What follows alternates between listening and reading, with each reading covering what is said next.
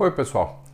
Recentemente eu vi aí nas redes sociais discussão sobre qual é o melhor modelo para você usar para precificar uma opção.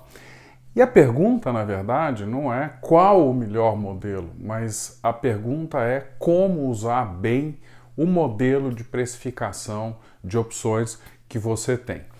Eu escrevi um livro sobre isso, Opções do Tradicional ao Exótico. Infelizmente esse livro está esgotado. Nesse livro eu discuto já em alguma profundidade esse assunto. E tenho um outro livro também, Derivativos, Definições, Emprego e Risco, que fala alguma coisa sobre isso, mas ele não vai tão a fundo quanto o livro de opções. Então eu resolvi fazer esse vídeo para explicar para você onde é que você deve focar sua atenção e sua energia. Antes disso, vamos só relembrar como é que o preço ou prêmio de uma opção ele é composto. Tá? Vamos supor que a ação da Petrobras esteja valendo R$25. Tá? Só uma suposição. E aí a gente tem uma call de 20, que dá direito a comprar essa ação por R$20, uma put de 30, que dá direito a vender essa ação por R$30. As duas estão dentro do dinheiro. E vamos supor que o prêmio dessas opções seja R$7. A gente pode dividir o prêmio dessas duas opções em duas partes, o que a gente chama de valor intrínseco, que nesse caso é R$5, ou seja, se eu exercer ela agora, eu ganho R$5, e a gente tem o valor extrínseco, ou valor tempo, como eu gosto de chamar, para ficar mais fácil, de R$2. A mesma coisa com a put. Opções fora do dinheiro não têm valor intrínseco. Se a gente tem uma call de 30 e uma put de 20, elas não podem ser exercidas com lucro. Então você não tem valor intrínseco. Você tem só valor tempo. Nesse caso, o preço dessas opções é R$2. Todos os R$2 são valor tempo dessa opção. E o importante, gente, é a gente entender a dinâmica desse valor tempo. Se a opção é americana ou europeia, esse valor intrínseco também ele pode mudar um pouco, mas de qualquer forma ele é quanto a opção está dentro do dinheiro, é a quantidade de dinheiro que você ganha se você pudesse ou se você exercesse a opção, né, no momento. Então agora vamos passar para as fórmulas de precificação de opção.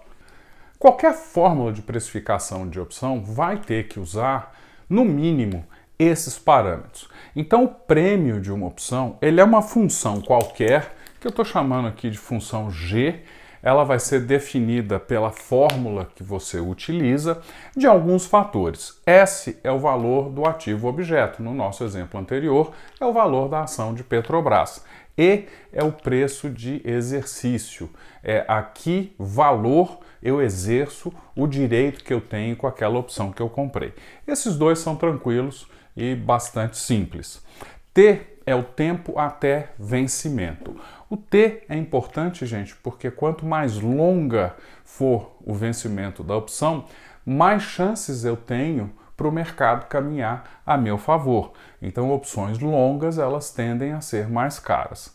Depois a gente tem o V, a volatilidade. Esse é o fator-chave na precificação de uma opção.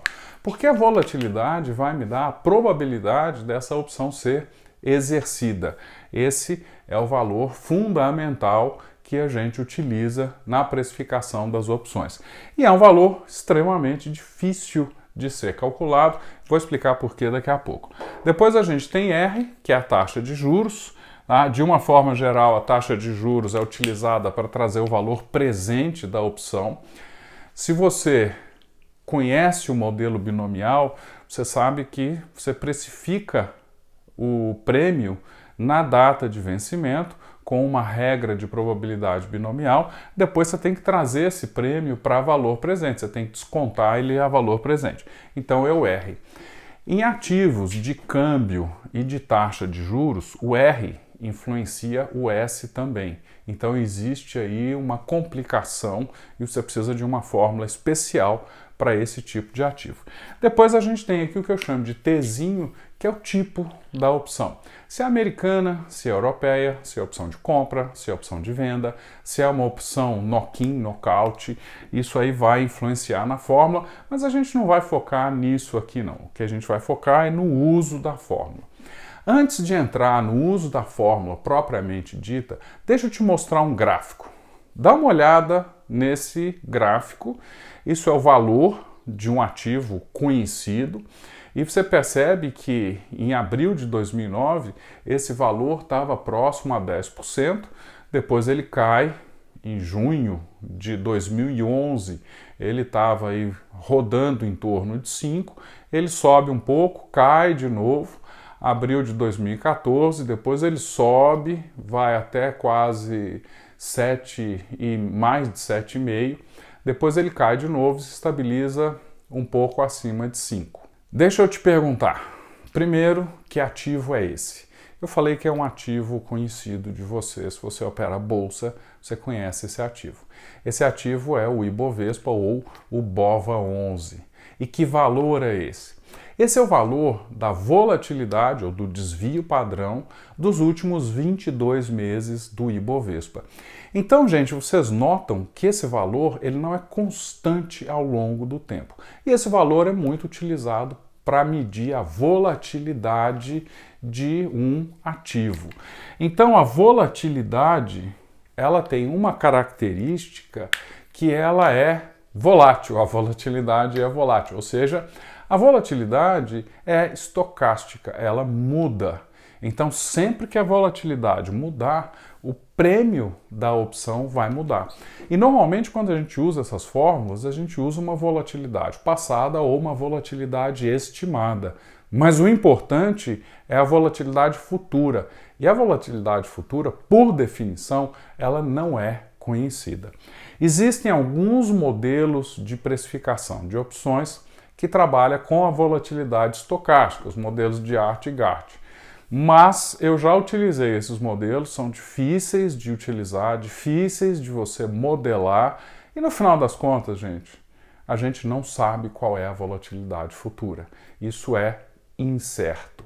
Tá? Deixa eu te mostrar outro gráfico. Nesse gráfico a gente vê duas linhas, uma vermelha e uma azul. De cara, a gente nota que a movimentação dessas duas linhas é muito parecida. E você percebe que no início de 2018, uma estava aí na faixa de pouco acima de 0,5%, a outra estava acima de 2%.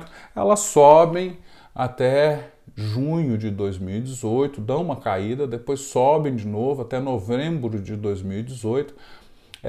A vermelha fica acima de 3,5%, a azul fica acima de 1,5%, elas caem, sobem. Que ativo é esse? Bom, você já deve ter percebido que é o próprio Ibovespa e isso é a volatilidade, só que dessa vez ela é calculada com dados diários.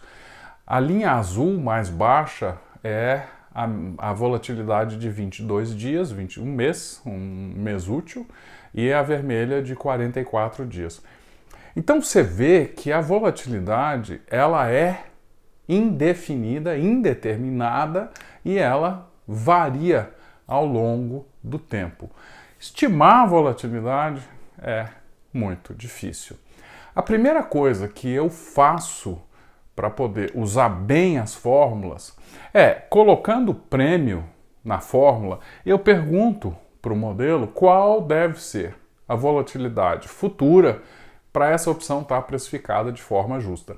Então, gente, a gente já tem aqui uma coisa importante. A gente consegue tirar do modelo quanto é que o mercado está esperando de volatilidade ou quanto o vendedor da opção está esperando de volatilidade para ser remunerado pelo risco que ele está assumindo.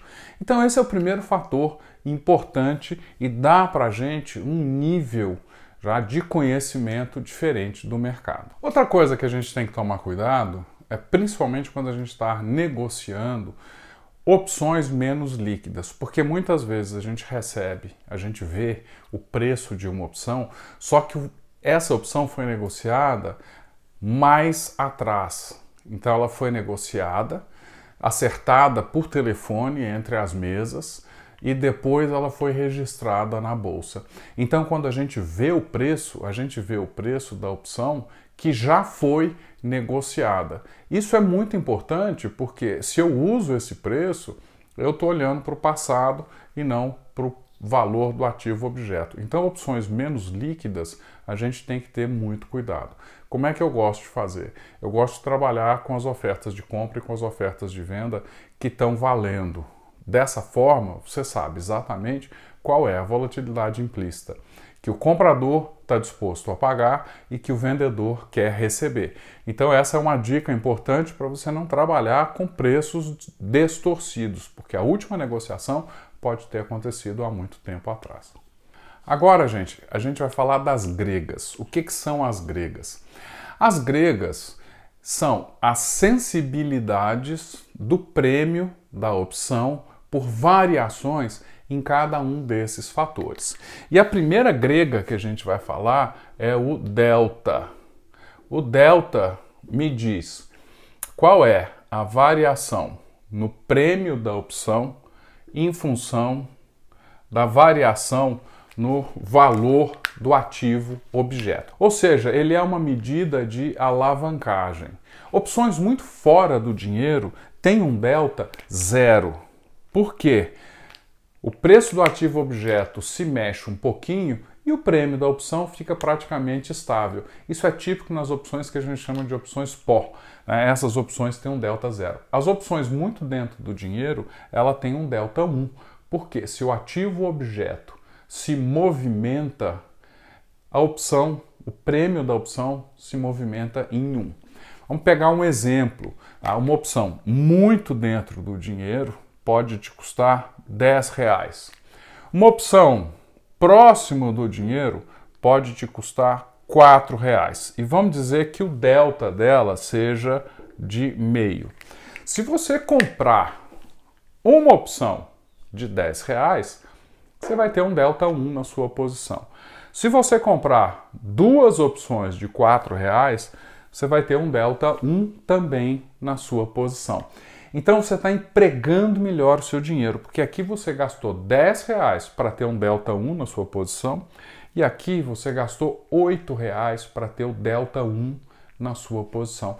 Então você maximiza a sua aposta. Com menos dinheiro, você conseguiu o mesmo nível de alavancagem. Isso é importante. O outro conceito importante é o gama, é de quanto delta varia. E o gráfico do gama, gente, é mais ou menos assim, ó. Opções fora do dinheiro, opções no dinheiro e opções dentro do dinheiro.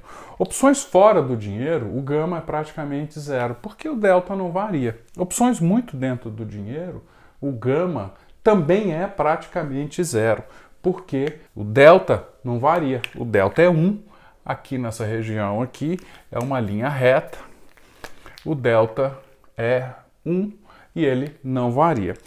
O gama dá para a gente a medida da aceleração de delta. E o importante é a gente ter na nossa posição um gama alto, porque ele aumenta a alavancagem da posição. Outra grega é o θ. O θ me diz quanto varia o prêmio de uma opção em função da variação do tempo. Se ficar tudo parado, o que acontece? Quanto mais próximo do vencimento, menor é o valor tempo de uma opção. No dia de exercício, o valor tempo da opção é zero. Então ela vai perdendo valor tempo ao longo do tempo. Óbvio. O que acontece é que o θ ele é mais ou menos assim, se a gente for pensar em termos de tempo. Quanto mais longe do exercício, a passagem de um dia diminui muito pouquinho o prêmio da opção.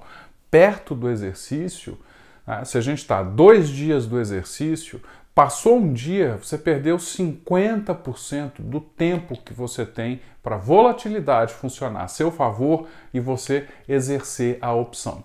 Se faltam 100 dias, você perdeu um dia, você só diminuiu 1% o tempo que você tem para exercer a opção. Então o θ ele vai aumentando à medida que o tempo passa. De uma forma geral, se você está comprando opções e você não quer perder valor tempo, você deve focar nas opções mais longas. Mas isso também depende muito de outras coisas que eu vou falar mais no final desse vídeo. Então o θ é a grega que mostra para a gente a relação entre o tempo e o prêmio da opção. A próxima grega, gente, é o ρ. O ρ ele diz para a gente quanto varia o prêmio de uma opção em função da variação da taxa de juros. Lembra que eu expliquei que a taxa de juros impacta o valor presente, mas a taxa de juros também impacta outra coisa. A taxa de juros impacta o valor futuro de S. Tá? Por exemplo, o valor futuro de uma commodity, ele pode ser definido como valor à vista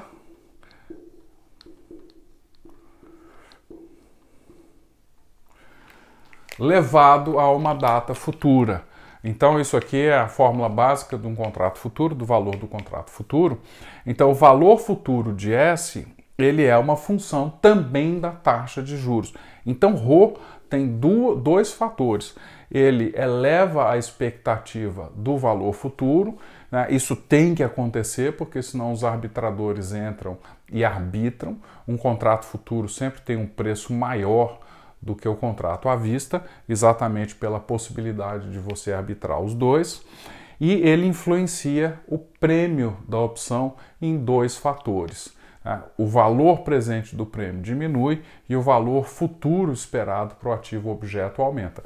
Como o valor do ativo objeto é sempre maior do que o valor do prêmio, a taxa de juros acaba impactando, aumentando o valor das opções, as opções de compra. Então a gente tem aqui a evolução em função da taxa de juros. Taxas de juros maiores vão fazer o aumento do valor da call e a diminuição do valor da put por consequência, tá? Esse fator, gente, é um fator importante, mas ele é de magnitude menor. Então ele não é, assim, digamos, o fator que vai te fazer ganhar muito dinheiro. Agora vamos falar do Vega. O Vega me diz quanto que a mudança na volatilidade futura esperada impacta no prêmio de uma opção. Tá, gente? E o Vega, o gráfico do Vega, a evolução do Vega é mais ou menos assim. Ele vai, depois ele dá uma caidinha. Quando a volatilidade está muito alta, variações na volatilidade, pequenas variações na volatilidade acabam influenciando pouco a variação do prêmio. Quando a volatilidade está mais baixa, ele tem uma influência maior. É interessante porque o Vega é praticamente linear ao longo do tempo, sem dúvida nenhuma, depende da duração, do prazo de exercício da opção. Isso tudo muda, nada disso é linear, tudo isso muda. Então o Vega ele mostra pra gente, se eu estou comprando uma opção eu acho que a volatilidade vai subir, eu quero opções de Vega alto. Aí, Lauro, você pode me perguntar, mas Lauro, e se eu estiver comprando uma opção e eu acho que a volatilidade vai cair? Gente, aí não é um bom negócio. Se a volatilidade vai cair, não é um bom negócio. Você pode fazer uma estratégia vendendo opções e operando no ativo objeto para você sintetizar uma opção. Então, você pode sintetizar uma call a partir de uma put ou uma put a partir de uma call utilizando o contrato futuro do ativo objeto ou o próprio ativo objeto, tomando ele emprestado. Tá? Naquele livro de opções eu falo bastante sobre isso. Então, esse é o Vega. E para nós ganharmos dinheiro no mercado de opção, a gente ainda tem que entender mais uma coisa, que é muito importante. É o TMIV. O que é isso? O T é o T de tempo. Em quanto tempo o mercado vai desenvolver determinado comportamento. Se o tempo é muito curto ou muito longo, isso vai determinar para mim quais são as melhores opções para eu operar. Se eu acho que o mercado vai ter uma reação rápida, o tempo é fundamental. Tá? Depois é a magnitude do movimento. Vamos supor que eu acho que o Ibovespa vai subir no próximo mês. Meu tempo é um mês. Se eu comprar uma opção de compra muito longa, eu posso não ter o delta ideal, apesar de ter menos θ, meu delta não vai reagir da mesma forma. E se a magnitude for de 10% ou de 20% de alta, isso também vai influenciar. Por quê? Porque o delta da opção muda. O delta da opção vai mudar se o mercado subir 10% ou 20%.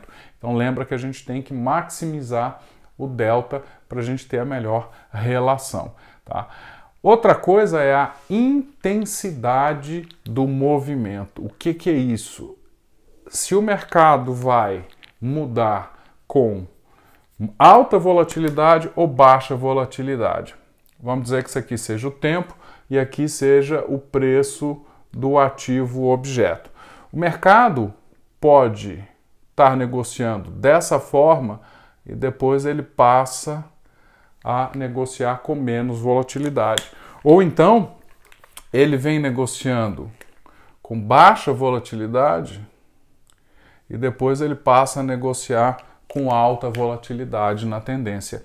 Então a intensidade é um fator super importante, porque ele está diretamente ligado à volatilidade futura que a gente espera para o ativo objeto.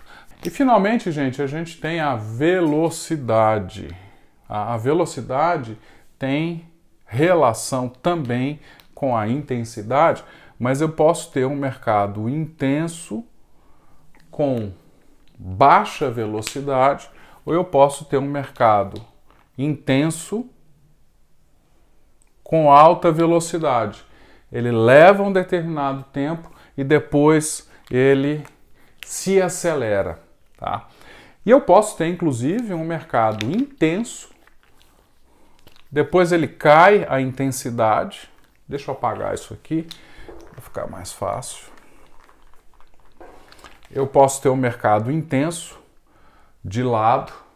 Depois, quando ele entra na tendência, ele diminui a volatilidade, porque normalmente mercados em tendência, o início da tendência vai ser volátil, normalmente o início da tendência é mais volátil, mas depois que ele entra na tendência, ele diminui a volatilidade. Então, na tendência, ele é menos intenso, só que ele é mais veloz. No início, ele aumenta a intensidade, depois ele cai. Dependendo da opção que você está, você vai perder dinheiro aqui nesse pedaço, porque a volatilidade implícita do mercado vai cair. Então esses fatores, gente, são fatores importantes para você entender e operar bem as opções. É isso, pessoal. Espero que você tenha gostado e já sabe, curte, comenta, compartilha e se tiver dúvida, manda para a gente fazer conteúdo para você. Obrigado!